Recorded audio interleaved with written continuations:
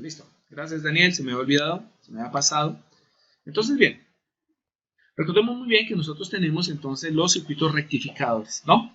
La idea básica de tener una fuente de energía es simplemente tomar la energía eléctrica de tipo AC y convertirla en DC a diferentes niveles de voltaje y de corriente que nos permitan como tal, ¿cierto?, obtener esos valores necesarios para ciertos circuitos. Es lo que necesitamos. Que si necesitamos 12 voltios porque el motor funciona a 12 voltios, pues ¿cómo obtenemos esos 12 voltios a una corriente adecuada? No es lo mismo entregar una corriente de 1 amperio a un circuito que entregar una corriente de 20 amperios. ¿Ok?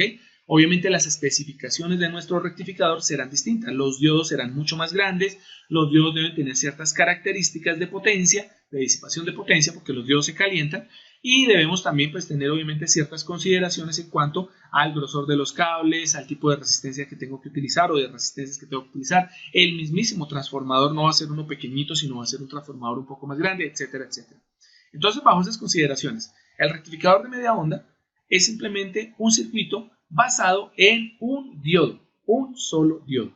Y como nosotros sabemos, un diodo permite el paso en un sentido en su polarización directa, bloquea el paso de la corriente en su polarización inversa. Entonces la idea de poner un diodo directamente ahí a la entrada o en el camino entre la conversión de la señal AC a una señal DC es recortar uno de los semiciclos, quitarlo completamente, ¿vale? Si nosotros quitamos ese semiciclo, pues nos queda uno de los semiciclos, y la idea básica es que tenemos un nivel de eficiencia pobre. ¿Por qué? Porque teniendo una onda seno, y aquí es donde vamos a compartir la pantalla, compartimos la pantallita y nos vamos directamente al tablero, ¿no? Entonces vamos a añadir aquí una paginita, vemos que el lápiz está funcionando, sí está funcionando, y vamos a este lado, ¿no? Entonces la idea básica de tener la rectificación de media onda es que cuando nosotros tenemos por acá, me disculpan, aquí está un poco chueco, no está muy nivelada la mesa.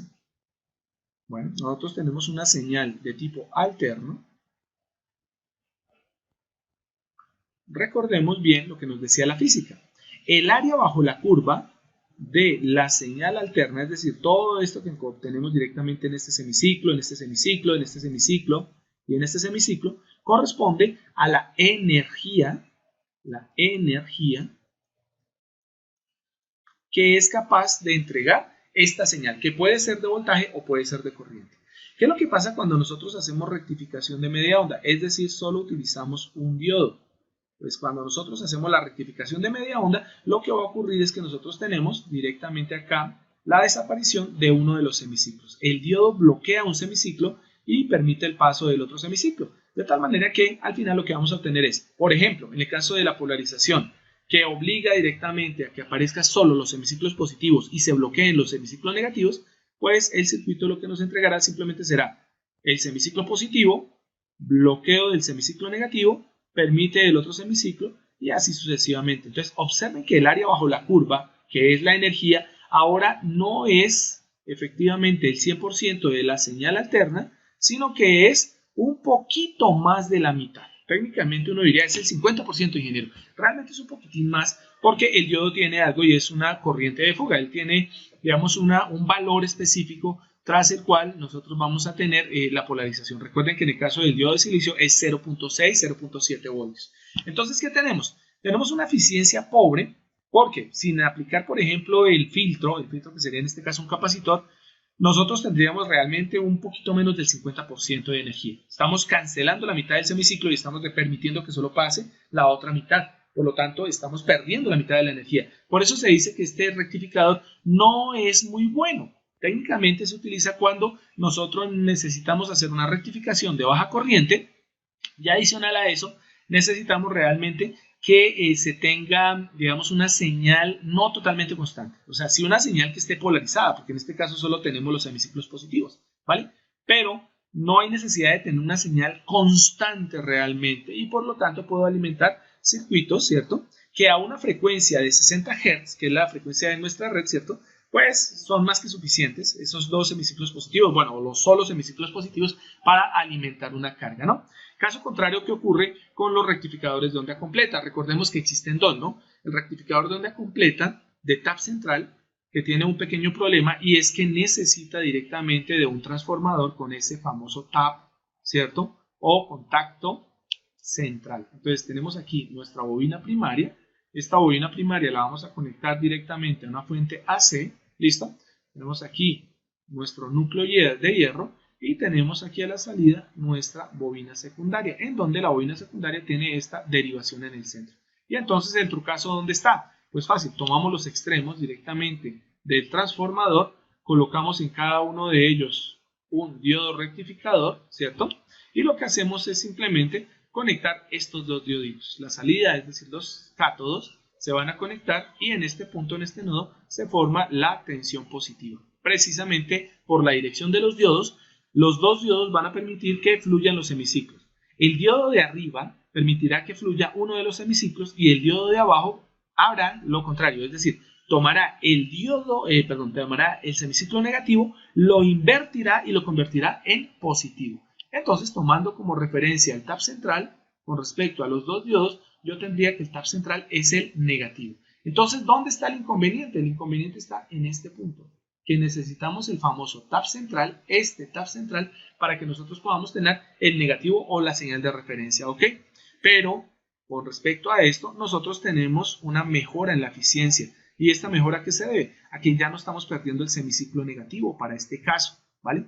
La pregunta también que me hacen a veces, ingeniero, ¿y si yo pusiese los diodos mirando al revés, qué va a pasar? Fácil.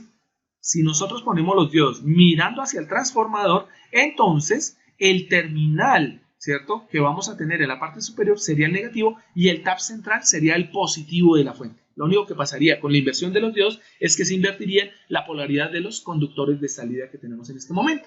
Entonces, ¿qué tenemos acá? Que si llamamos a este el diodo D1 y a este lo llamamos el diodo D2, pues entonces el circuito, cada vez que tengamos un ciclo completo de la onda alterna de entrada, cada diodo se va a encargar de permitir el paso de un semiciclo, de tal manera que el primer semiciclo sería debido al diodo D1 y el segundo semiciclo sería debido a la inversión que hace el diodo D2. ¿Listo? Y entonces nosotros tendríamos aquí una ganancia, y es el hecho de que ya el área bajo la curva, es decir, la cantidad de energía que estaría aportando la señal AC, sería directamente el doble. ¿Qué características se tiene acá? Que ustedes ya vieron en la parte de fuentes, en la parte inicial, que ya la frecuencia no es 60 Hz. Si la frecuencia de entrada es 60 Hz, hubiese sido 60 Hz, que es la frecuencia de nuestra red monofásica, la señal de salida de este rectificador sería de 120 Hz. Es decir, se duplica y se nota la legua, ¿no? Porque ya la onda no va de 0 a 2pi, sino que la onda se repite cada pi. ¿Listo? Se repite cada 180 grados. Eso significa que se duplica la frecuencia. ¿Ok? Entonces tenemos una onda bien interesante. Onda que podemos obtener directamente y es exactamente igual si nosotros no utilizamos dos diodos, sino utilizamos 4 diodos formando el famoso puente de diodos. ¿Listo? Que tiene una ventaja con respecto a este puente o este rectificador de onda completa con tap central, y es el hecho que no se necesita el tap central, ¿ok? Entonces, basados en eso, vamos a tener que la eficiencia aquí se aumenta, ¿vale? ¿Cuál es el truco para que esta cosa funcione? Llámese el rectificador de media onda de onda completa.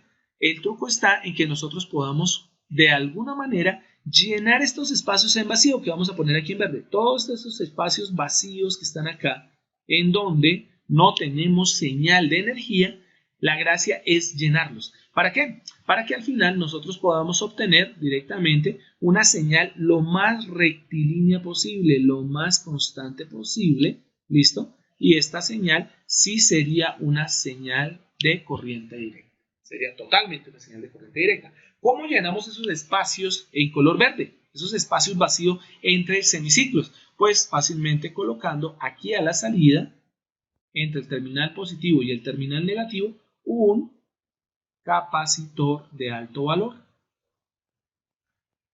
¿Listo? Un capacitor de alto valor.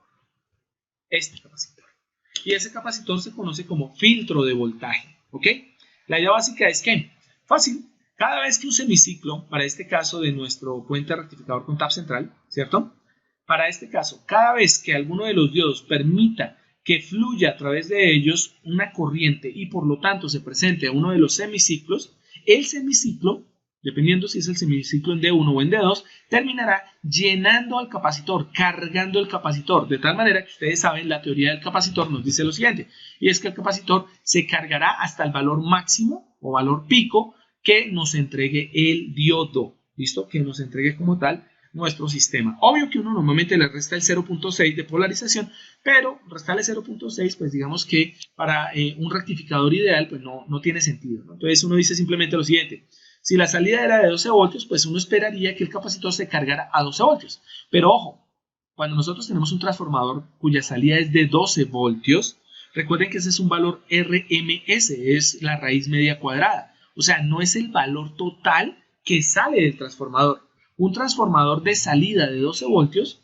realmente, si esos 12 voltios son RMS, quiere decir que su valor máximo de salida es, y recuérdenlo esto muy bien, va a ser el voltaje de pico o el voltaje máximo de salida va a ser directamente el voltaje RMS, que será el voltaje con el que nos venden el transformador, ¿cierto? Multiplicado por la raíz de 2 veces el voltaje RMS. ¿Eso qué significa? El voltaje pico es mayor que el voltaje RMS. Entonces, si nosotros tuviésemos un transformador cuya salida es de 12 voltios, aquí no hay 12 voltios.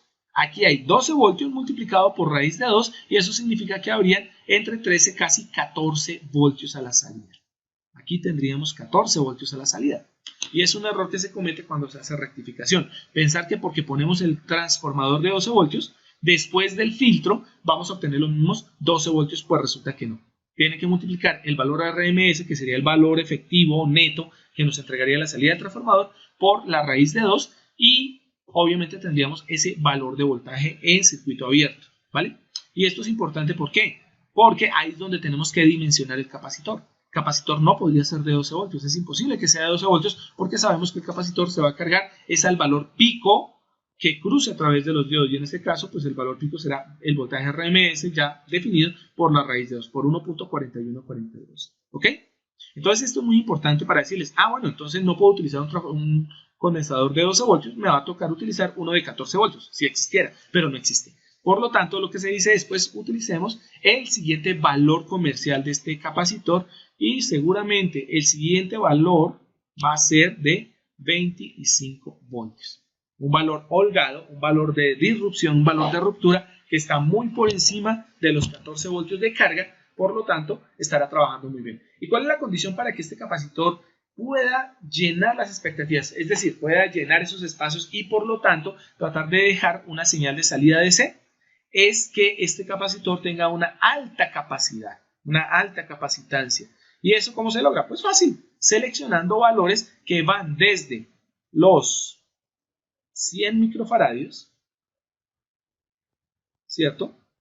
Hasta los 5500 microfaradios. Y cualquier valor intermedio que nosotros tengamos ahí es totalmente válido, ¿ok? ¿Cuáles son los valores comunes, los valores más utilizados? Los valores más utilizados están entre 1000 microfaradios y 3300 microfaradios. Obviamente, entre mayor capacidad nosotros tengamos, pues mucho más grande va a ser nuestro capacitor y por ende dependemos también del espacio donde vayamos a montar nuestra fuente, ¿vale? Ahí tenemos hasta el momento rectificación y tenemos filtrado. Tenemos una señal DC bonita, pero en el momento que nosotros le pongamos a ese capacitor, a ese sistema de alimentación, le pongamos una carga, es decir, una resistencia, un elemento que consuma energía, entonces, dependiendo del valor de esa resistencia, de esa carga de salida, nosotros podríamos de pronto tener una descarga demasiado rápida del capacitor. ¿Eso qué va a generar? Va a generar que nuestra onda DC, que estábamos esperando que fuera bonita, lineal, sin carga, va a hacerlo. Cuando apliquemos la carga, realmente va a tener un pequeño ruido. Y entonces es posible que nosotros tengamos no una señal así, sino tengamos una señal más bien parecida a esta, que cae un poquito, sube por acá, cae un poquito, sube por acá, cae un poquito, sube por acá. ¿Y a qué se deben esos decaimientos? Se deben específicamente a la pérdida de carga debido a la naturaleza de nuestro elemento conectado a la salida de nuestro sistema. Por eso uno de los parámetros de diseño muy importantes cuando se diseñan las fuentes de voltaje y desde el punto de vista del rectificador es determinar cuál es el valor máximo de corriente que va a entregar nuestro sistema. El valor máximo de corriente por defecto nos está diciendo cuál es la carga máxima que ustedes van a poder conectar a la salida. Por eso se dice, yo quiero diseñar una fuente de voltaje de 12 voltios que me entregue 3 amperios, que me entregue 2 amperios, que me entregue 1 amperio. Y eso que estamos diciendo ahí de 3, 2, 1 amperio es precisamente porque ustedes como futuros diseñadores de fuentes sabrán cuál es la carga máxima permisible que ustedes van a poner. Por eso las fuentes de laboratorio siempre les van a poner a ustedes cuáles son los voltajes, pero también cuál es la corriente máxima que es capaz de entregar. Y la idea básica, ¿cuál es? Si ustedes no superan esa corriente de consumo, pues técnicamente su fuente va a trabajar muy bien. Pero si ustedes la superan, ¿eso qué quiere decir? No quiere decir que no les va a responder, la fuente les va a responder. Lo que pasa es que cuando ustedes piden más corriente de lo que es capaz de entregar una fuente, pues ustedes van a tener sobrecalentamiento y entonces su fuente va a empezar a fallar. ¿Listo? Va a empezar a presentar problemas. Por lo tanto, pues uno debe tener muchísimo cuidado con eso de poder dimensionar muy bien la fuente de energía, ¿ok? Entonces, bien, ese voltaje que ustedes tienen así como defectuoso, la salida DC, pues es lo que se conoce como el voltaje de rizado o voltaje de Ripley. Obvio, yo lo hice ahí un poquito amplio, entonces parece que fueron unos pequeños baches, ¿listo? Pero a una frecuencia de 120 Hz, realmente lo que se nota es como si la señal DC tuviese algo parecido a esto. No es una señal DC, sino que tiene unos pequeños piquitos y entonces aparece toda ruidosa al final, ¿ok? Y si ustedes aumentan la carga, pues la señal va a ser todavía más ruidosa, ¿ok? Entonces miren la importancia de poder definir precisamente eso de la corriente y del voltaje, ¿vale? Y bueno, aquí es donde tenemos a nuestro famoso rectificador de onda completa. Miren que para un circuito, este no lo dibujé, lo saqué directamente de internet, pues ustedes observan, tiene su voltaje de entrada, voltaje en AC, tiene su transformador. Miren que la ventaja de del puente rectificador de onda completa, ¿cierto? Nos entrega la ventaja de que no necesitamos el tap central, por lo tanto nosotros podemos alimentarlo directamente de una bobina simple, de secundario, de un transformador. Es más, si nosotros quisiéramos rectificar la señal de entrada AC, la que viene directamente de nuestra red eléctrica, lo podríamos hacer. Obviamente tendríamos que definir y encontrar cuáles son los valores de los diodos D1, D2, D3, D4 de este puente, que obviamente nos aguanten la corriente para la cual vamos a conectar allá la salida donde está B sub 0, ¿no? Entonces debemos tener ciertas consideraciones de diseño. La corriente en directa que es capaz de soportar el diodo, la potencia de disipación del diodo, la cantidad de calor que es capaz de disipar, ¿cierto? La polarización inversa, porque recordemos que la polarización inversa lo que nos permite es definir cuando un diodo bloquea la señal, que éste sea capaz de aguantar el voltaje pico máximo de la señal de entrada que está bloqueando, ¿ok? Entonces, basados en eso, pues el puente de diodos y bueno, cualquier tipo de rectificador debe ser diseñado y existen esos parámetros de diseño que ustedes ya vieron en la teoría. Observen aquí que tenemos a la salida nuestro capacitor, nuestro filtro capacitor, ¿cierto? Pues que nos va a permitir que B sub 0 pues sea una señal bonita, una señal agradable, una señal buena, ¿ok? Eficiencia de este. Casi, podemos decir que la eficiencia es casi igual a la del diodo a la del rectificador de onda completa de solo 2 diodos y tap central, ¿ok? Es un poquito superior realmente, pero estábamos hablando de eficiencias que pueden llegar hasta del 95 hasta casi el 98, 99% en rectificación y dependiendo de la carga, ¿ok? Entonces la eficiencia como tal es tan alta que casi siempre los circuitos los vamos a alimentar es con este tipo de rectificador. Entonces bien, nosotros tenemos la rectificación ahí a la salida, pero hay un pequeño problema. ¿Qué pasa cuando por variaciones de la carga que nosotros vamos a conectar en B sub 0, es decir, la carga iría aquí en este punto, vamos a dibujarlo como una especie de rectangulito? ¿Qué pasa cuando nosotros ponemos esta carga? ¿Listo? Y la tomamos como si fuera una resistencia, ¿vale? Si nosotros ponemos una carga resistiva, dependiendo del valor de dicha carga, nosotros tendríamos algo bien interesante y es lo siguiente, que el voltaje podría llegar a disminuir o a aumentar en función a esos valores de Ripley. Es decir, a la salida de nuestro capacitor, nosotros vamos a tener simplemente un voltaje que no está estabilizado. Por ende, falta un algo aquí, falta agregarle algo en este punto, de tal manera que cuando nosotros, ¿cierto?, queramos obtener una señal bien estabilizada, bien bonita, definida, que no varíe casi con las cargas que yo llegue a aplicar en este punto, entonces podemos obtener, pues podemos decir en este caso que una fuente casi que perfecta. ¿Listo? Entonces necesitamos un algo acá que se encargue de hacer eso. Hasta este punto tenemos, para acá, en este punto tenemos lo que se conoce como rectificación. Rectificación de onda. ¿Listo? Por este lado tenemos el filtrado. ¿Listo? Y nos hace falta este elemento, que como lo dijimos ahorita, lo que necesitamos es que los valores de voltaje se mantengan estables. ¿Listo? Y pues para poder mantener un valor estable necesitamos un circuito que se encargue de eso, que se conoce como estabilización. Pero que su nombre original, ¿listo? Estabilización, que se logra una estabilización de voltaje a cualquier carga, ¿listo? Que esta estabilización pues se conoce normalmente con el nombre de regulación. Pues hay un circuito intermedio entre la salida donde se conecta la carga y la salida de nuestro sistema de rectificador filtrado que se debe encargar de la regulación, ¿ok? Y es ahí donde aparecen los diferentes tipos de reguladores.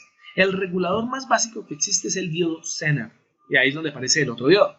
El diodo Zener es un diodo que estabiliza en función a que, conectado en polarización inversa, él fija el valor de voltaje en el momento en que se dispara su polarización inversa.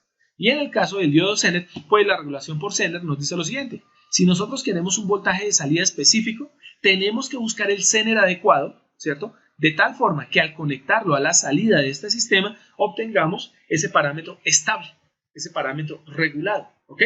Entonces, si borro un momentico acá, a ver, no es este.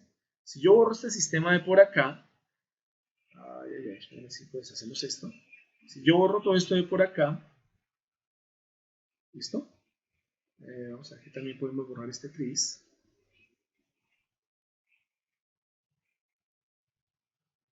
Bien, entonces un circuito rectificador puede ser algo tan básico como esto. Venimos por acá, el negativo va conectado al negativo, no hay ningún inconveniente, y aquí vamos a hacer algo, y es colocamos un pequeño resistor, y este resistor lo conectamos a la salida. Y aquí en paralelo, ¿cierto? Nosotros vamos a conectar a nuestro regulador, un diodo Zener, y el diodo Zener pues se conecta directamente, se conecta en inversa. ¿Eso qué significa? Ánodo conectado al negativo, cátodo conectado al positivo. Y este sistema nos va a regular una tensión de salida que va a ser igual al voltaje Zener acá. ¿Listo? Y de esa manera obtenemos regulación. Entonces, ¿qué necesitamos 5 voltios a la salida? Pues vamos a buscar un regulador Zener de 5 voltios. Normalmente uno siempre pilla un regulador un poquito más alto, no un regulador de 5 voltios, sino por ejemplo de 5.1, 5.2 voltios. ¿Por qué? Recordemos que el diodo Zener sigue siendo diodo y por lo tanto debe tener una caída de tensión. Bueno, y específicamente también a nivel de la resistencia Zener, que es esta que está acá, ¿cierto? Aquí tendremos nuestra resistencia Zener, ¿listo? El valor de la resistencia Zener, o más bien la caída de tensión en la resistencia Zener, pues no se está incluyendo dentro del voltaje Zener, y eso significa que va a haber una caída de tensión en la resistencia. Por eso, si yo quiero 5 voltios a la salida, pues yo permito que caigan 0.1, 0.2 voltios, 0.3 voltios en la resistencia Zener, eso lo logro con un valor de resistencia bajito, ¿listo? Y que el resto de voltaje, es decir, los 5 voltios, caigan directamente sobre el Zener. Miren que RZ y VZ están formando un divisor de tensión. Técnicamente es un divisor de tensión.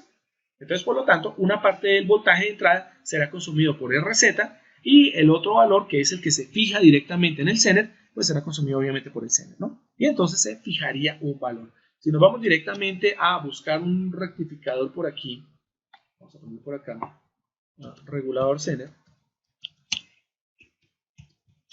¿cierto?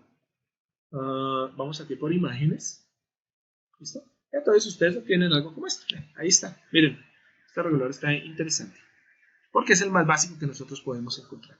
Esto es lo que les decía a ustedes, ¿no? Nosotros tenemos acá directamente, bueno, aquí tenemos nuestro transformador reductor, nuestro puente de diodo, nuestro capacitor, ¿listo? A veces se pone un inductor aquí en serie con la carga para regular la corriente, para estabilizar la corriente, para filtrar la corriente más bien, ¿cierto? Y aquí es donde aparece el vacío. Bueno, ¿qué conecto entre el voltaje de salida del rectificador y la conexión como tal, ¿cierto?, de nuestro sistema de carga. Hay un circuito y ese circuito es el que va a estabilizar. ¿Y la estabilización qué es? Es tratar de quitarnos este bendito ripple. Mantener como tal lo más bonito posible, lo más constante posible nuestra señal de salida DC. Y entonces ese valor, ese elemento está aquí, el regulador de tensión básico, que es nuestro Zener, ¿ok? La resistencia que se conoce como resistencia Zener o resistencia limitadora y nuestro Zener de regulación, ¿ok? Y pues nosotros vamos a encontrar Zener de diferentes valores. Hay una tabla Zener, de tal manera que cuando ustedes quieran encontrar el Zener, pues simplemente buscan el valor de voltaje y con ella encuentran cuál es la referencia, ¿no? Entonces vamos a ver si se puede encontrar como tabla Zener. Técnicamente están los libros de, sí, aquí están, en los libros de electrónica, casi siempre al final los ponen, y entonces yo podría encontrar una tabla Zener como esta que está acá. Pues por ejemplo, que yo necesito un valor de voltaje de 3.3 voltios y que la potencia máxima de eliminación de Zener, o sea, la potencia máxima eliminada o no eliminada, disipada por el Zener sea, por ejemplo, de medio vatio, de 1 vatio, de 5 vatios, entonces me aparece la referencia. Miren, para 3 voltios, vamos a abrirlo acá porque está como chiquitito, ¿listo? Entonces ahí está el Zener como tal, ¿listo? ¿Quién es el ánodo? ¿Quién es el cátodo? Mírenlo acá. Entonces, que si lo que yo quiero obtener es máximo una disipación de potencia de medio vatio, y de por sí es lo que voy a consumir en mi carga, entonces yo puedo tener un regulador Zener, un diodo Zener, de 3.3 voltios. Recuerden que cuando ubicamos la letra V en el centro de dos números, estamos diciendo que ahí está el punto decimal. Entonces, esto significa 3.3 voltios. Y para esto, un Zener de 3.3 voltios a medio vatio correspondería al 1N746. Pero si fuese de 1 vatio, el mismo Zener de 3.3 voltios debería ser el 1N4728. Y si yo quiero que lo que obtenga a la salida es máximo una disipación de 5 vatios, pues el Zener será el 1N5333. ¿Ok? Y aquí aparecen todas las tablas Zener. Observen, por ejemplo, el de 5 voltios. Miren que el de 5 voltios no está. ¿Sí ven? Lo que les decía a ustedes. 5 voltios exactos para circuitos TTL digitales no lo hay. Está el de 5.1. Y esto se debe precisamente a que aquí se incluye parte de la caída de tensión que se puede llegar a generar. Y además exagerar o pasar por encima 0.1 voltio no tiene ningún problema. ¿Ok? Miren, por ejemplo, que también hay un regulador de 9 voltios, pero es de 9.1 voltios. Y de aquí en adelante ya los reguladores no tienen decimales, ya son de 10, 11, 12, 13, 15, 17, 8, lo que ustedes necesiten. ¿Ok? Y ahí aparece nuestro famoso regulador Zener, ¿vale? Pero ¿cuál es el problema de utilizar el regulador Zener? El problemita de utilizar nuestro amiguito regulador Zener, a ver dónde es que estaba, creo que está aquí atrás, está acá atrás, ¿no? El problema de utilizar nuestro regulador Zener es lo siguiente, que ya vimos, ellos disipan cierta cantidad de potencia y también nosotros tenemos la resistencia limitadora acá. ¿Esto qué significa? Esta resistencia va a calentarse al fin y al cabo. En el momento que ustedes conecten la carga va a quedar en serie con la resistencia limitadora. Eso significa que la corriente que pida la carga va a pasar por la resistencia limitadora. Y por lo tanto, pues su función es limitar la corriente, pero si la carga llega a pedir más, la resistencia limitadora, va a empezar a calentarse todavía más. Claro, porque está pasando más corriente y por lo tanto nuestra resistencia limitadora va a empezar a eliminar exceso de calor. Y eso obliga a que la caída de tensión sobre la resistencia limitadora sea mayor, se pierde energía calórica. Recordemos que la potencia de disipación va a ser igual a la resistencia multiplicada por la corriente al cuadrado, es decir, aumento de la corriente, aumento de la potencia en I cuadrado. Por lo tanto, quiere decir que la eficiencia del sistema va a caer. Ya estamos viendo el problemita. Este regulador básico no me sirve para cargas grandes. Recuerden que una carga grande, hablando desde el punto de vista resistivo, es una resistencia de muy bajo valor que obliga a que se consuma muchísima corriente. Entonces, ya vimos, un regulador Zener es óptimo cuando nosotros no tenemos cargas altas aquí, ¿sí? No tenemos cargas bajas. Pero en el momento en que esta fuente, como esta fuente la puedo utilizar para, entre comillas, cualquier carga, en el momento que yo pongo una carga grande, pues la resistencia va a empezar a eliminar demasiada potencia y normalmente termina quemándose. Entonces, nuestro sistema Zener tiene limitaciones, de tal manera que se dice, miércoles, ¿cómo podemos llegar a mejorar eso? Pues fácil. ¿Cómo nosotros monitorizamos directamente la corriente de salida? Y ahí está el truco. Agreguemos más circuitos. Agreguemos algún dispositivo, por ejemplo un transistor o un amplificador operacional o un circuito integrado especial, pero agreguemos algo que sea capaz de retomar parte de la corriente, monitorizar cuál es el consumo de salida y enviar esa señal a un circuito mejorado en este punto, en el regulador, ¿listo? Que nos permita suplir esa necesidad de corriente. Mejor dicho, cuando necesita poquita corriente, detecto que hay poca corriente, pues simplemente no modifico ningún valor acá, dejo que la corriente pase, fácil, chévere, pero en el momento de que la carga cambie y se pida mucha corriente, pues yo monitorizo esa corriente y de alguna manera aquí algún dispositivo se encargará de modificar esos valores de corriente para ajustarse a los nuevos requerimientos de corriente de la salida. O sea, necesitamos un dispositivo que sea capaz de autoajustarse a las diferentes demandas de corriente y obviamente si se quiere de voltaje, porque nosotros también podemos regular el voltaje y la corriente, ¿vale? Y ahí es donde aparecen directamente los que son los sistemas de tipo transistorizado. Hay un circuito que yo he guardado muchísimo tiempo, lo tengo aquí de por sí como favorito, está en la parte superior, le doy clic, me gusta mucho por lo siguiente. A ver, me abra un poquito la página. Me gusta este circuito por lo siguiente, porque es un circuito que se conoce como circuito regulador discreto. Es este que ustedes están observando en este momento. ¿Listo? Aquí podemos observar el transformador. Si ustedes son detallistas, que sé que lo son, ya se dieron cuenta que el transformador dice 24 voltios de salida, 3 amperios. No tiene, miren, no tiene tap central. Por lo tanto, quiere decir que va a utilizar un puente de Dios. Y miren el puente de Dios acá. Aquí se nota el puente de Dios. Miren, el capacitor es grandote. Es de 3300 microfaradios, si no estoy mal, entonces es un típico transformador filtro, ¿listo? Miren que como esta salida de voltaje es de 24 voltios, pues si nosotros multiplicamos por raíz de 2, permítanme decirlo porque debería tener por aquí la calculadora, 5 segunditos, entonces sería 24 por la raíz de 2, sería igual a 34 voltios, 33.9408 voltios. Son 34 voltios. Por lo tanto, el capacitor no puede ser de 25 voltios. Tiene que ser un capacitor superior. Entonces ahí seleccionamos o bien sea uno de 50 voltios a 3300 microfaradios o bien sea el que aparece ahí que es de 63 voltios. ¿Listo? Que es biaxial. Ahí se nota que los terminales salen por los extremos, ¿no? Entonces, bien. Observen que me gusta por esto porque es discreto. ¿Qué significa discreto? Bueno, sí es cierto. Tiene estos circuitos integrados acá que son amplificadores operacionales. Pero su funcionamiento se basa directamente en, con un transistor, regular la cantidad de corriente que la carga llegue a pedir. De tal manera que yo pueda hacer una monitorización. En este caso, se hace la monitorización directamente por estos 3 circuitos integrados. Aquí aparecen unos transistorcitos de por medio. Y aquí aparece, mírenla, mírenla, mírenla, la resistencia limitadora, porque de todas maneras necesita resistencia limitadora. ¿Qué es lo que va a pasar acá? Que realmente la resistencia limitadora ya no va a estar conectada de una manera directa a un Zener, sino que va a estar conectada a un transistor y el transistor será regulado por el Zener y por un conjunto de divisores de tensión, es decir, de resistencias variables, que ustedes las pueden observar en este momento ahí, que se encargarán de modificar los parámetros de corriente y voltaje que se pueden entregar desde este circuito. ¿Por qué me gusta tanto? Porque los dos potenciómetros me indican que yo puedo regular tanto la corriente como el voltaje. O sea, yo puedo seleccionar los valores de voltaje que necesite, que necesito 5, que necesito 4 voltios, que necesito 12 voltios, los regulo.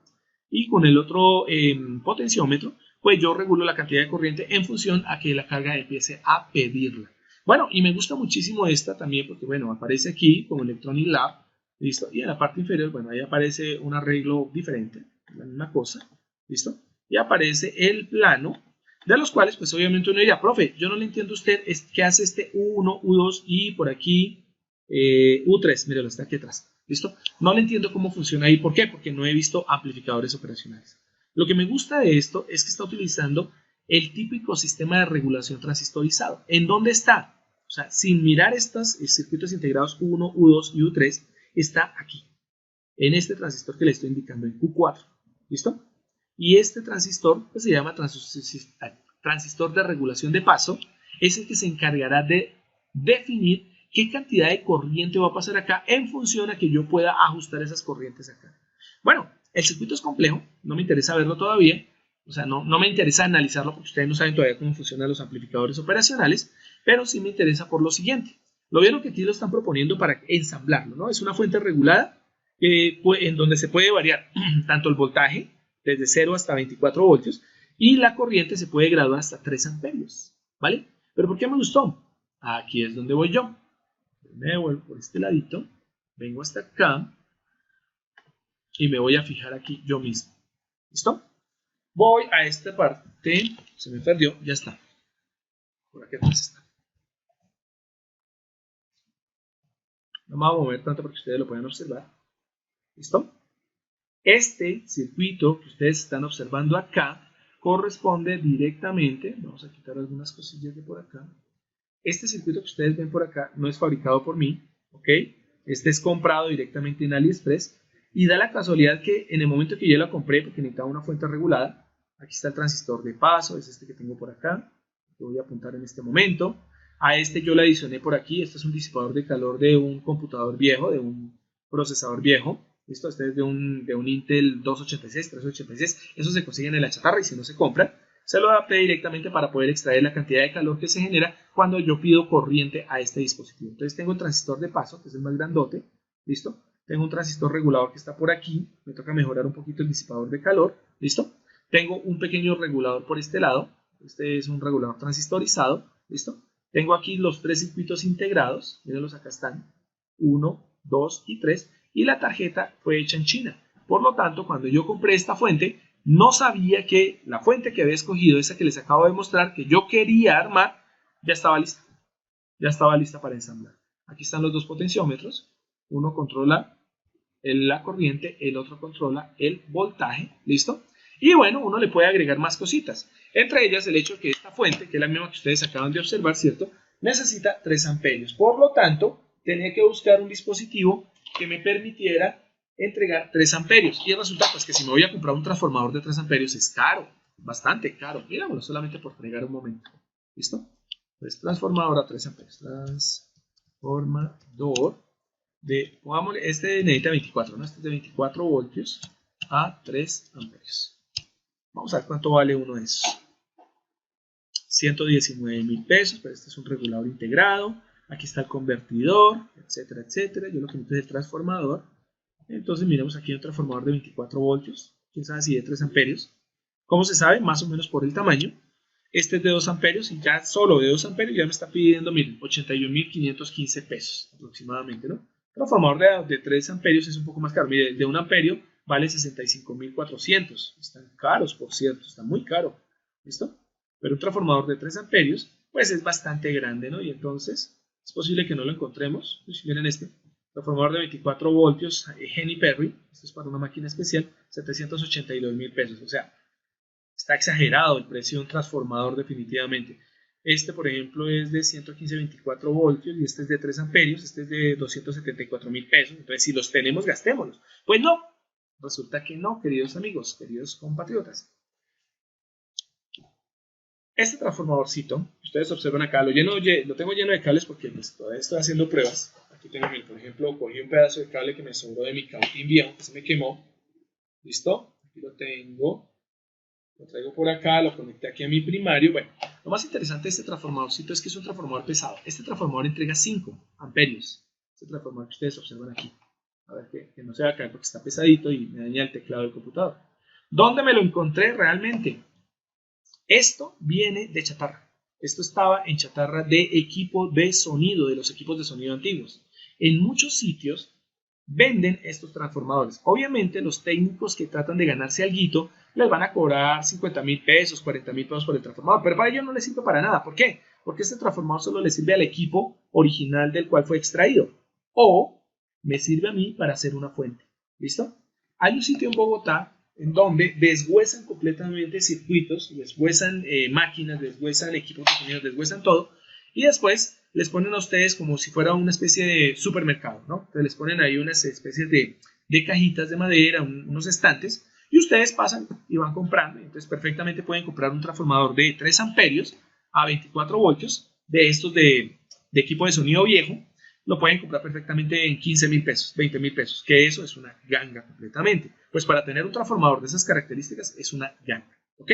Bueno, y uno le puede adicionar más cositas como por ejemplo, comprarle esto que aparece acá. Bueno, no sé si ustedes lo puedan ver bien, pero en este momento les estoy mostrando que es un multímetro amperímetro, un voltímetro amperímetro, ¿listo? De tal manera que cuando yo ensamble esta fuente que les acabo de mostrar, comprada en AliExpress, más el transformador que fue traído de chatarra, comprado por chatarra, ¿cierto? Más este sistema, yo ya tengo mi fuente de laboratorio.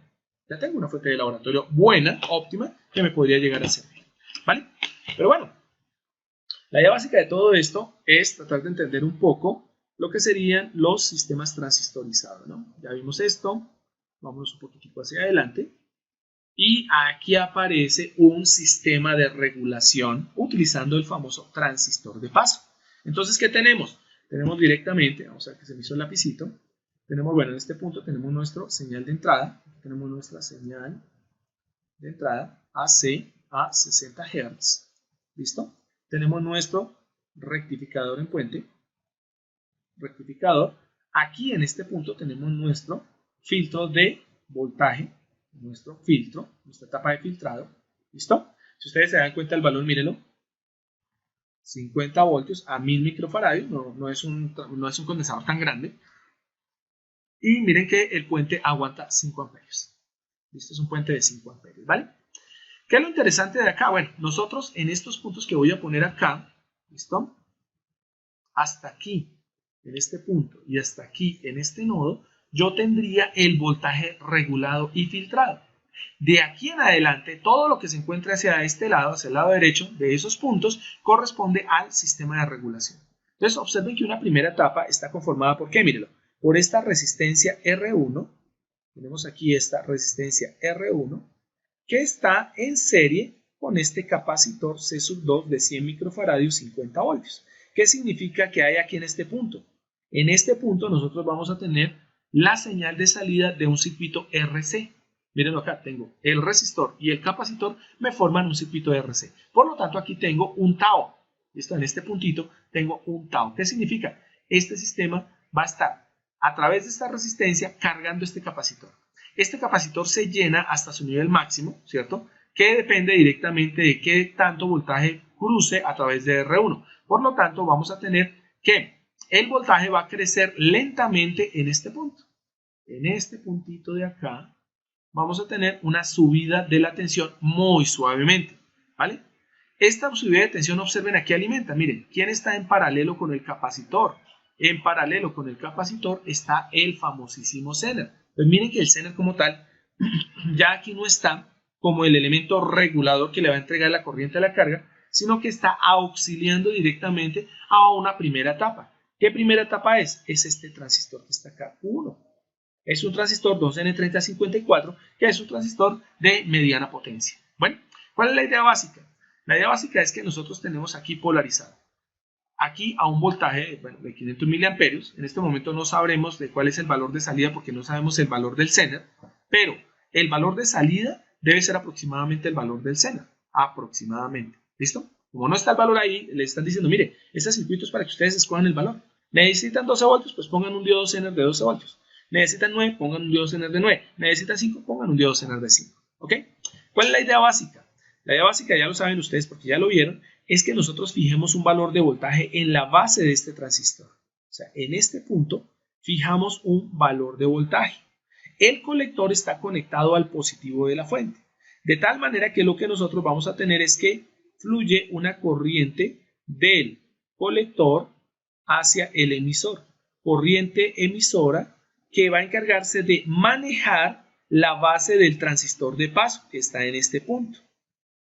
¿Cuál es la idea entonces de este primer transistor? Servir de un elemento que se conoce como driver. Cualquier tipo de variación en la entrada, ¿cierto? Va a ser detectada por la base de Q1 y va a cambiar la cantidad de corriente que fluye desde el colector hacia el emisor. ¿Cuál es la idea de variar la cantidad de corriente? Fácil.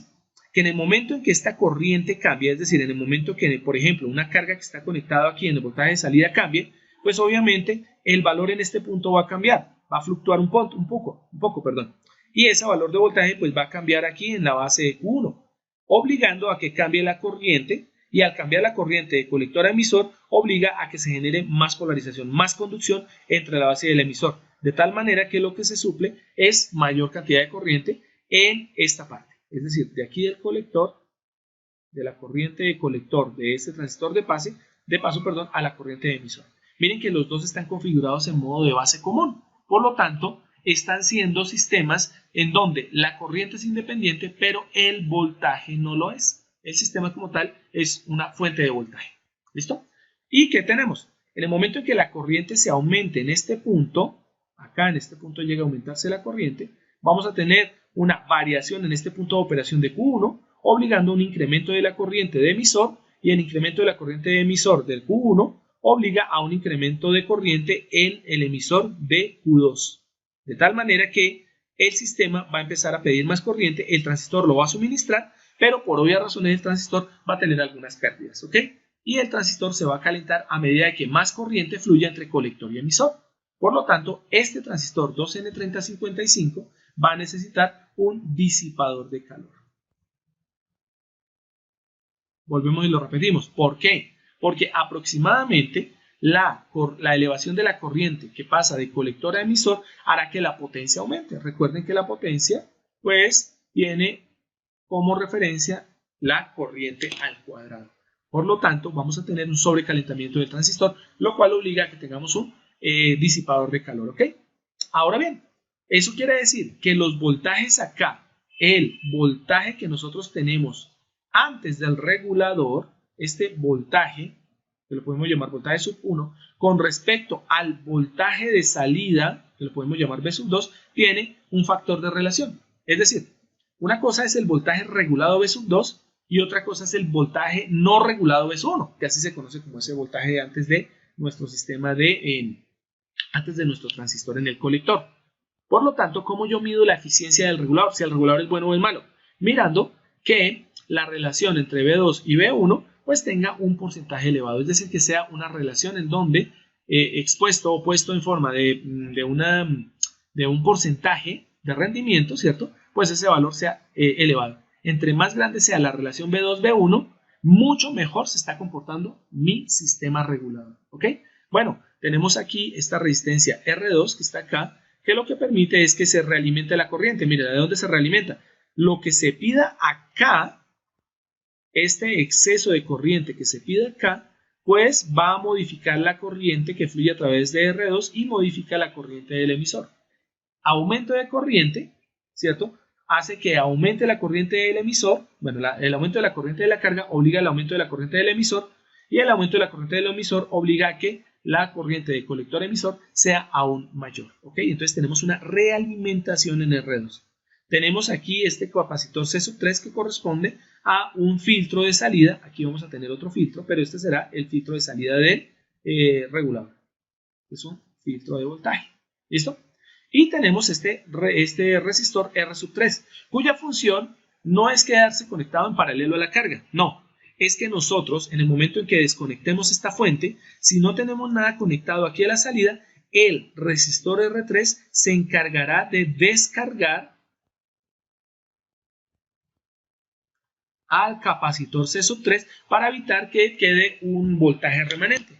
Es decir, que nos quede voltaje, y en un determinado caso con la fuente apagada, si nosotros llegamos a conectar algo ahí en la salida V sub out, pues vamos a tener de pronto una chispa y podríamos tener algún tipo de daño directamente sobre el sistema que estamos conectando ahí. Esa es una manera muy general de que está funcionando. Bien, ¿cómo nosotros podemos entender esto bien? Obviamente viendo en nuestros libros de teoría, pero hay un librito que me encanta. No sé si lo pueden leer bien ahí. Bueno, por si voy a quitar acá, ya quitamos compartir mi pantalla porque no sé si se está viendo al revés. Creo que se ve igual. Entonces, la idea básica, ¿cuál es, chicos y señoritas? Este librito de Maciel Suárez es bien interesante porque está solo dedicado a fuentes de alimentación. Como ustedes pueden ver en la portada, tiene, a ver, digamos aquí se puede ver un poquito mejor. Tiene la fuente regulada que acabamos de ver, un poquito mejorada, pero es una de las fuentes más efectivas que nosotros podemos tener. No sé si de pronto se ve en la parte trasera de nuestro libro, pero ahí se alcanza a ver una fuente regulada bien interesante, ¿no? Y el librito trae toda la teoría fundamental, desde el transformador,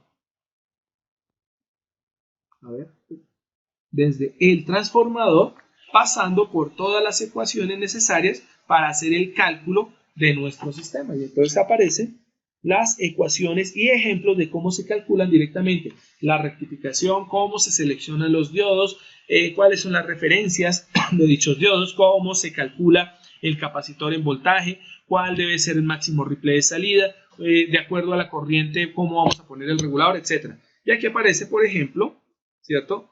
El criterio de lo que muestra, es un criterio un poco cambiante, un poco variado, de lo que les muestra a ustedes directamente lo que es un sistema de regulación. ¿Listo? ¿Cuáles son las etapas que debe tener un sistema de regulación?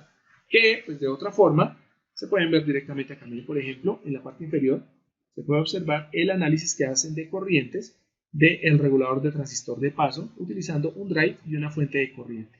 ¿Ok? Ahí en la parte de abajo hay una fuente de corriente. ¿Vale? Y bueno, aparece toda la teoría interesante que les permite a ustedes definir y poder construir fuentes hasta llegar a los famosos reguladores integrados. ¿Qué es un regulador integrado? Realmente es un circuito, ¿cierto?, integrado que tiene forma de transistor. Y la idea básica es que me elimina la necesidad de poner ese transistor driver, de poner ese transistor de paso, porque internamente todo el circuito se metió directamente en una pastilla. Y aquí es donde aparecen estos reguladores integrados.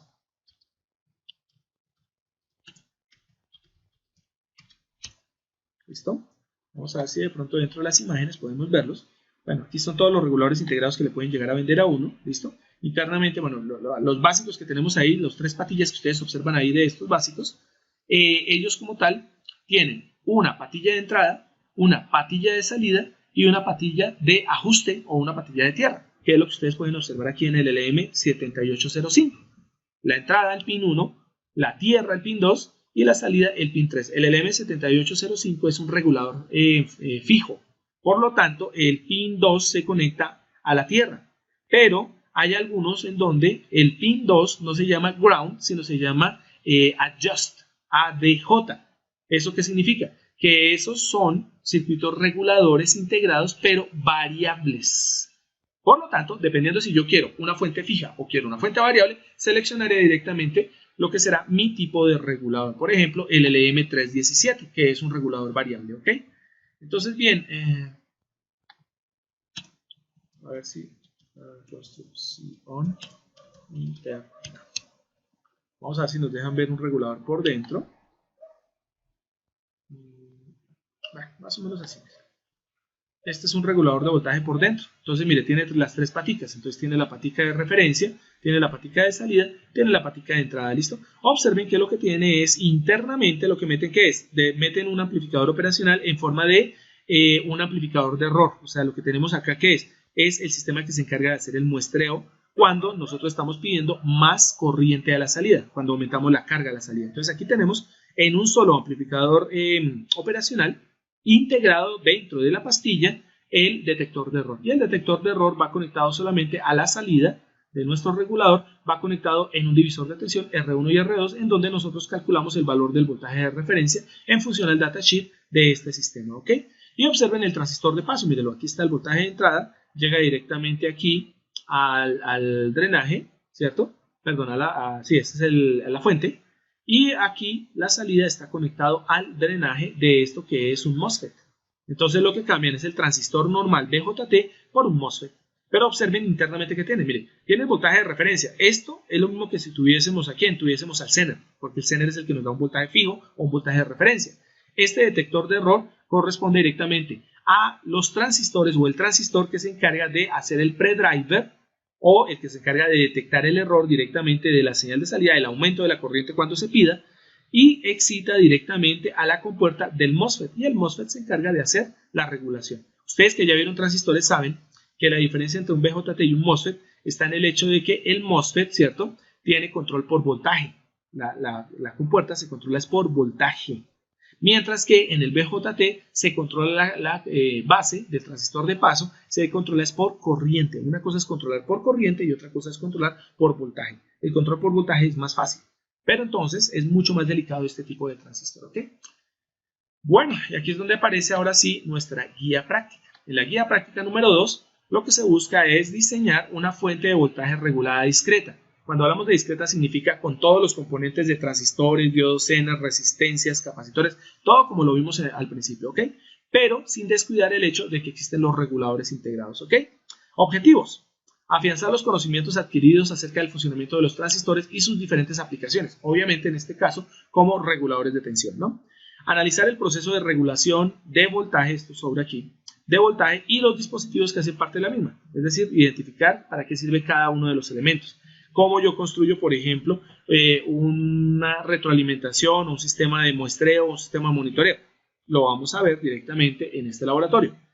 Y el otro es realizar diferentes montajes de regulación fija, es decir, poder simplemente jugar un poquito con los circuitos para tratar de obtener los valores. Por eso me parece bien interesante la propuesta que ustedes hicieron en enero.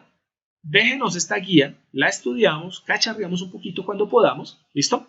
Y el próximo semestre montamos el sistema, porque así podemos hacer uso de los equipos y materiales, entre esos el osciloscopio para ver que realmente se presenta esos estados en donde en el momento que aumente la corriente, ¡puff!, se les daña esa señal bonita, totalmente continua, y aparece la señal de rizado. Obviamente los multímetros de medición, tanto para la corriente como para el voltaje, los diodos que necesitan para el puente rectificador o el rectificador, resistencias varias, pues bueno, eso sería para calcular las cargas, los condensadores de filtro, los cables pues para conectar, eso es obvio, el transformador con tap central, miren que aquí le está pidiendo uno con tap central. La ventaja del transformador de tap central es que si ustedes quieren utilizar el tap central para hacer un regulador, ¿cierto? Un rectificador de onda completa con tap central, lo pueden utilizar. Si no pueden utilizar el puente de diodos, ¿qué hacen? Pues simplemente no utilicen el tap central, utilicen solamente los dos extremos de las bobinas y ya. Es bien sencillo. Lo vamos a ver en la práctica que vamos a hacer porque vamos a tener práctica, ¿listo? Y algunos reguladores de circuito integrado como el famoso LM78 y el LM79 en diferentes versiones, 5 voltios, 9 voltios, 12 voltios, 24 voltios, ¿listo? Aquí aparece el planteamiento, no se les olvide leerlo muy bien porque pues para evitar problemas de que se copien, de que a todos les dé exactamente lo mismo, el planteamiento nos dice lo siguiente: oiga, los valores de voltaje que les vamos a pedir les van a sumar un valor, ¿cierto? Les van a sumar un valor que corresponde directamente a uno de los dígitos de uno de ustedes. Ya puede ser el dígito final de alguna del primer integrante del grupo normalmente es que se propone, ¿no? Antes de iniciar el desarrollo de la práctica, revise e identifique los cables del primario, ¿sí? O sea, sepa cuál es el primario y el secundario para evitar que se reviente, ¿no? Revise los parámetros de trabajo de los componentes a utilizar. Ah, sí, si voy a sacar 12 voltios, que los condensadores no sean de 5 o de 6, porque se van a totear, ¿listo? Que si la resistencia tiene que disipar 2 vatios, pues no voy a tener resistencias de 1 vatio, se van a reventar. ¿Okay? Mejor dicho, que todos los componentes sean los que necesitamos realmente según nuestro diseño, ¿listo? Enfatizando en voltajes, corrientes y potencias que soportan. Recuerden, señores y señoritas, ¿listo?, que para la correcta realización de la práctica se hace necesario realizar todos los análisis teóricos. O sea, primero es ir a buscar la fuente. Yo les voy a proponer unas fuentes. No tengo el librito que les mostré, no está en PDF, no lo encontré, entonces voy a sacar unas imágenes de ahí, se las voy a compartir. ¿Listo? Y la idea básica es eso, o sea, primero hacer los análisis teóricos para después corroborar la teoría con la práctica. ¿Dónde se vio, obviamente, el análisis teórico? En sus clases de teoría, ¿no? Y las simulaciones antes de realizar los montajes, ¿no? Entonces, miren que le están pidiendo simulaciones. Seguramente la primera semana entrando, les voy a recordar a ustedes que tenemos que hacer las simulaciones, ¿vale? Antes de empezar la práctica. Recuerde que la aplicación se tiene en cuenta los dos parámetros. Lo primero, la regulación en línea, que indica la capacidad de mantener la tensión de salida nominal a diferentes variaciones de tensión de la alimentación. ¿Eso qué significa? Es una ecuación realmente, ¿no? Es determinar qué tan bien se comporta la entrada de nuestro sistema de rectificación. ¿Y cómo se calcula? Las pequeñas variaciones del voltaje de salida con respecto a las variaciones de voltaje de entrada que nosotros vamos a tener, ¿no? Entonces, voltaje de salida sobre voltaje de entrada multiplicado por 100 nos va a decir específicamente cuál es la regulación de la línea. Y obviamente lo que buscamos es que delta de B sub 0 sobre delta de B sub I sea 1. De tal manera que 1 multiplicado por 100% nos diría que la regulación de línea es el 100%, ¿no? Y la regulación de la carga, pues es ver la regulación, qué tan bien funciona el regulador, no a la entrada, sino a la salida. Es decir, después del regulador. ¿Listo? Y esto está dado ¿cómo? Está dado directamente con el voltaje de salida sin carga, o sea, libre, o sea, mejor dicho, la fuente conectada sin una resistencia de carga, menos el voltaje a plena carga. ¿Qué es a plena carga? Si el regulador fue diseñado para 2 amperios, necesito generar a la salida de mi regulador 2 amperios. Es decir, debo calcular una resistencia que le pida al regulador esos 2 amperios.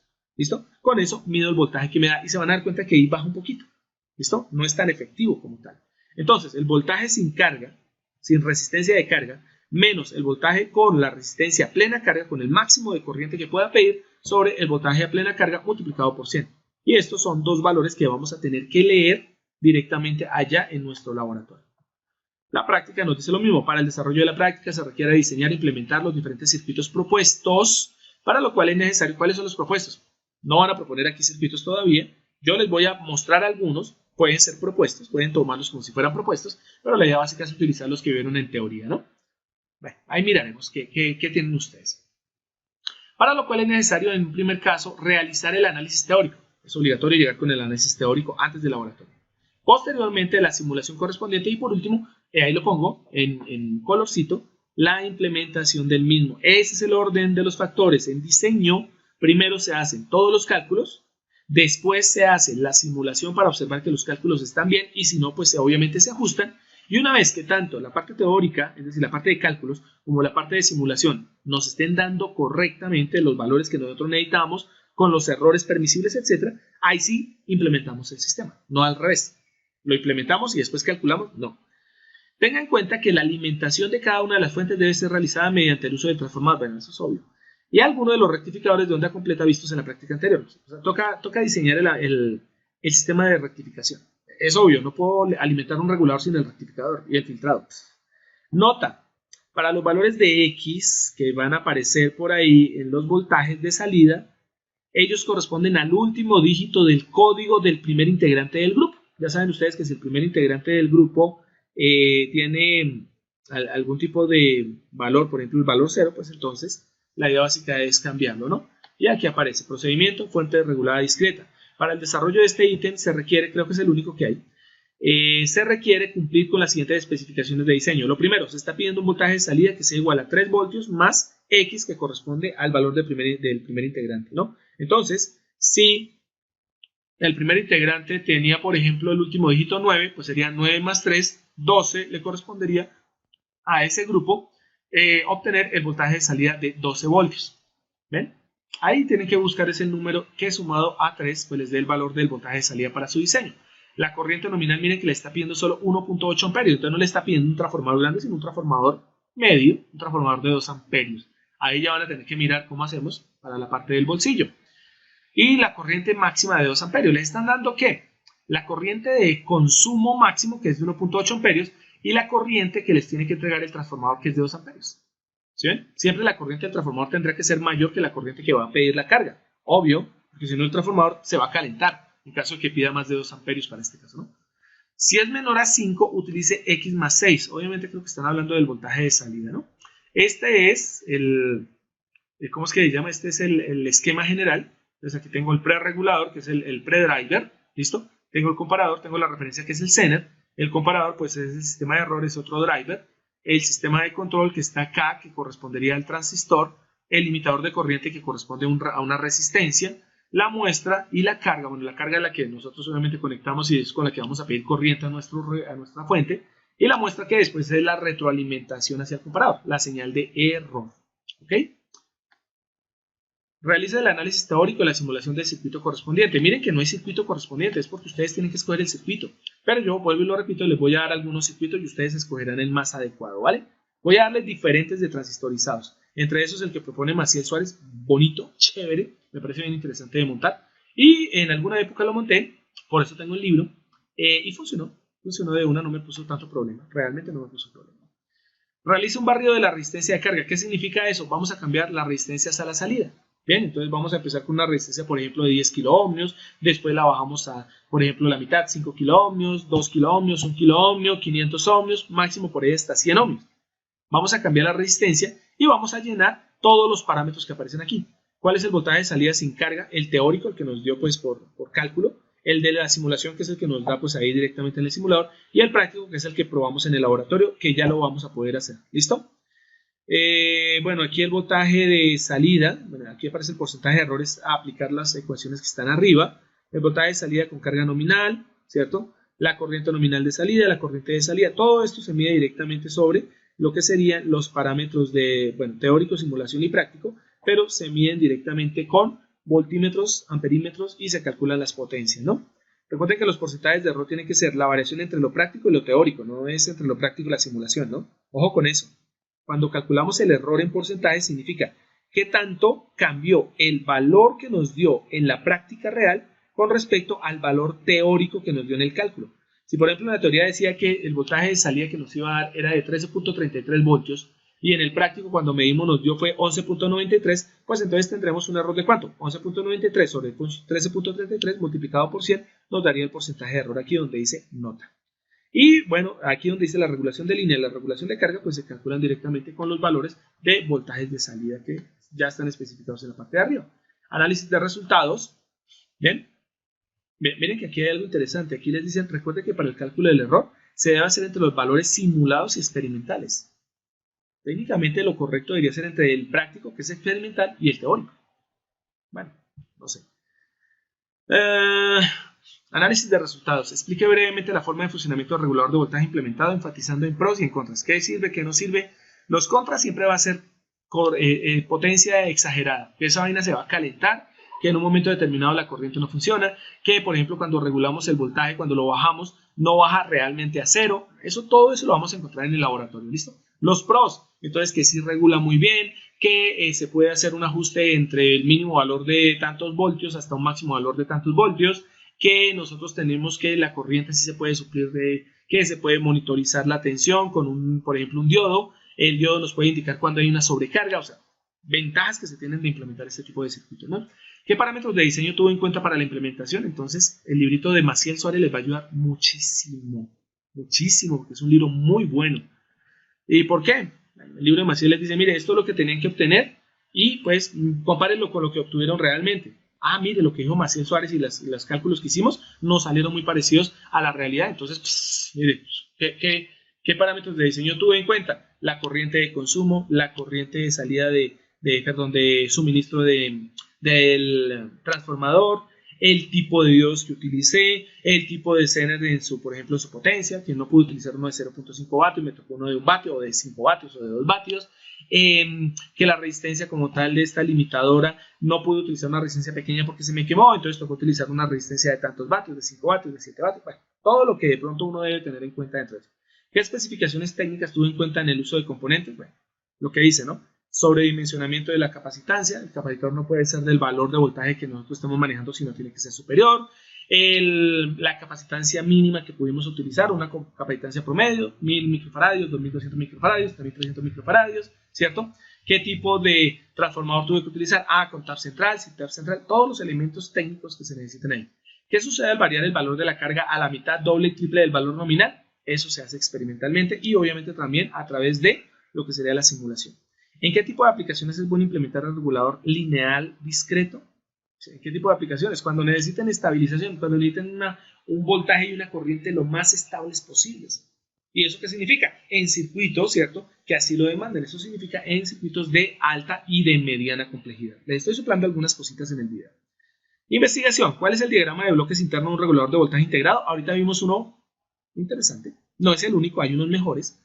¿Cuáles son las referencias más comunes de reguladores de voltaje integrados con salida positiva y negativa? Ya saben que son la serie 78 por el lado positivo, 79 por el lado negativo, fijos. Por el lado de regulación están los 317 y los 337. Positivo 317, negativo 337. Eso lo encuentran directamente en internet, muy fácil. ¿Qué características tienen? ¿Cómo está el orden de los pines? ¿Cuál es la máxima corriente que van a entregar? Todo eso está en los datasheets. ¿Cuáles son los circuitos básicos de implementación para reguladores integrados con salida variable? Entonces ahí están hablando específicamente del LM317 y el 337, que son los básicos. Hay otros, ¿listo? La serie 1117, la serie 1137, por ejemplo. ¿Sí? Entonces hay varios, pero los más representativos son el LM317 y el LM337. Son los más representativos. ¿Qué precauciones se deben tener a la hora de implementarlos? Que no la vayan a embarrar con las paticas, porque el regulador positivo tiene ordenadas las paticas diferente al regulador negativo. Ahí les soplo. El regulador positivo, el pin número 1 es la entrada, mientras que los reguladores negativos, el pin número 2 es la entrada. Ahí les cuento, ese es el problema. Vale. Parámetros de presentación, pues ya lo conocen, ¿no? El informe, qué debe tener y por último, pues bueno, cuántas páginas, pero como esto ya quedó para el próximo año, pues tienen tiempo suficiente para estudiarlo. Voy a pasarlo a PDF y se los envío. ¿Vale? Espero que esta explicación les haya servido. Tomé un poquito más de una hora, pero pues bueno, estamos haciendo la votación y esto. La idea básica de estas charlas es que pues pueda servir de guía, les di una exploración muy general de lo que deberían haber ya visto en teoría, Hay cosas que de pronto se salen de la teoría, pero por este lado pues también les mostré, por ejemplo, que las fuentes se pueden comprar, se pueden diseñar. Obviamente ustedes van a tener que hacer el diseño, pero más adelante uno que hace, uno las compra porque ya sabe cómo funcionan.